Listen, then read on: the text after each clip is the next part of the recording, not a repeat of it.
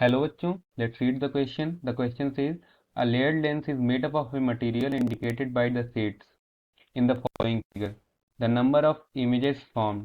तो हमको एक लेंस दिया गया है जिसमें ये 4 डिफरेंट शेड्स जो है शो कर रही हैं। ये 4 डिफरेंट टाइप के मटेरियल्स का बना हुआ है। तो हमसे पूछा गया है कि कितनी नंबर ऑफ इमेज फॉर्म होगी एक ऑब्जेक्ट के लिए। So first of all let's see the key concept in this question.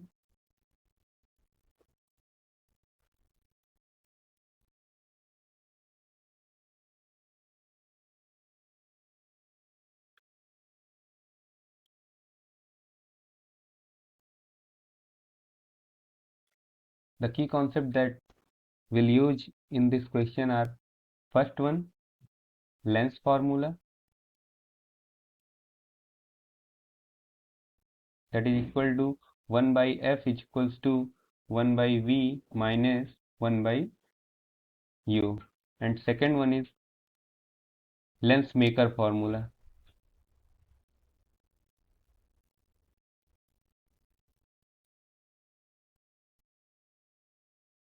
that is equals to 1 by f is equals to under bracket mu minus 1 under bracket 1 by r1 minus 1 by r2. So let's say this is the principal axis and here is an object is placed at u distance. So I am making u constant. Now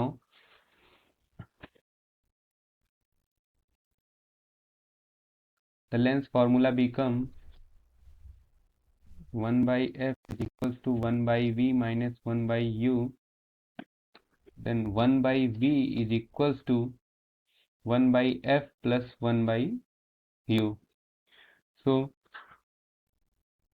अगर हम 4 different shades की बात करें तो lens maker formula से चारों का refractive index यहाँ पे अलग होगा। तो लेंस मेकर फार्मूला में देखेंगे हम R1 कांस्टेंट है, इस फेस जो फर्स्ट सरफेस है लेंस की उसकी रेडियस कांस्टेंट है, सेकंड सरफेस है रेडियस की लेंस की उसकी रेडियस कांस्टेंट है और u भी कांस्टेंट है। तो हमारा जो यहाँ पे रिफ्रैक्टिव इंडेक्स है हर एक मटेरियल का वो डिफरेंट है।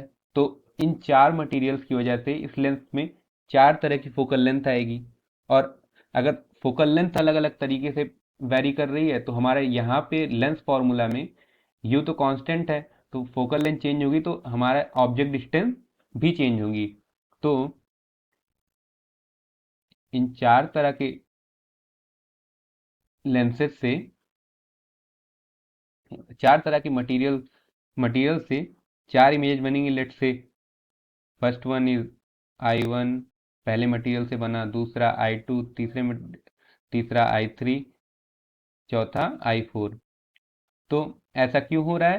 क्योंकि अलग अलग मटेरियल्स के लिए रिफ्रैक्टिव इंडेक्स अलग अलग है और अलग अलग रिफ्रैक्टिव इंडेक्स के लिए R1 R2 कांस्टेंट है तो फोकल लेंथ भी अलग अलग हुई और अलग अलग फोकल लेंथ के लिए अगर हमने ऑब्जेक्ट डिस्टेंस सेम रखी है तो इमेज डिस्टेंस अलग अलग आएगी। सो on solving the question we got our answer that is equals to 4. So option D is our correct answer. I hope you understood it well. Thank you.